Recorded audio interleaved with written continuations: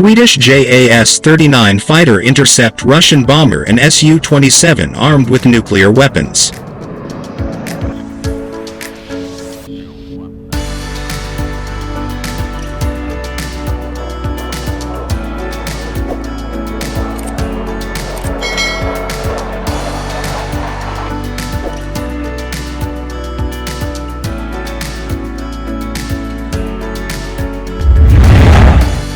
Two Russian jets that violated Swedish airspace were outfitted with nuclear weapons, according to reports.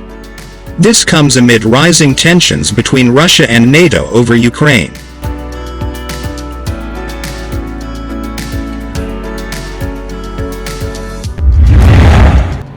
Swedish news channel TV4 Nyheterna claimed that it was a purposeful act meant to scare Sweden. A total of 4 planes took off from Kaliningrad, Russia's airbase. These were 2 Su-24 bombers with 2 Su-27 fighter fighters escorting them. The bombers, according to reports, were armed with nuclear weapons. Later, the Swedish government confirmed this, summoning Russian officials to account for the act of aggression and demanding answers. Clara Hook, a spokesperson for the country's foreign ministry, said, "There are established procedures for such matters and they involve summoning a representative of the nation responsible for the violation to the foreign ministry." The violation on Swedish soil lasted roughly a minute. The country's Air Force dispatched 2 JAS-39 Gripen fighter jets, which took photographs of the intruding jets. "This is a signal to Sweden that we have nuclear weapons and we could also consider using them," military strategic expert Stefan Ring told TV4 Nyheter. "We assess it as a conscious action, which is very serious, especially as Russia is a warring country," said Air Force Chief Carl Johan Edström. "I cannot rule out incorrect navigation, but everything indicates that it was a deliberate act. That they violated Sweden's borders," he added.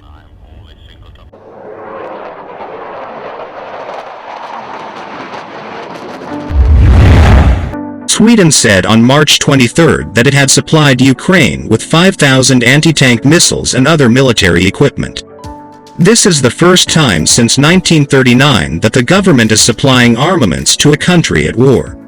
Furthermore, despite the fact that it has historically never been a member of NATO, there is now revived discussion on the prospect in light of Moscow's invasion of Ukraine.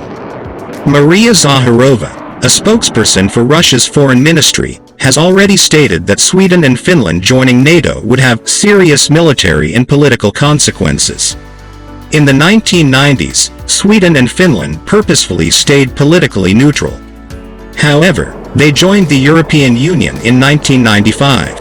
This is partly owing to their military non-alignment policy, but an upsurge in what both countries see as Russian aggression in recent years has generated speculations about possible NATO inclusion. Despite the fact that Sweden does not share a border with Russia, its proximity in the region and the conflict's repercussions may affect its interests. The Baltic Sea island of Gotland, which is frequently the target of Russian military operations, is a point of dispute between Sweden and Russia.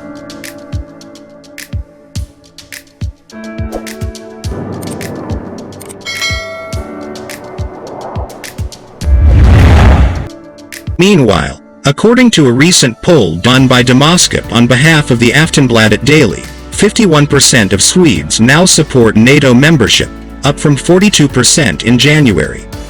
The number of people opposed to joining dropped from 37% to 27%. It's the first time such a poll has yielded a favorable result.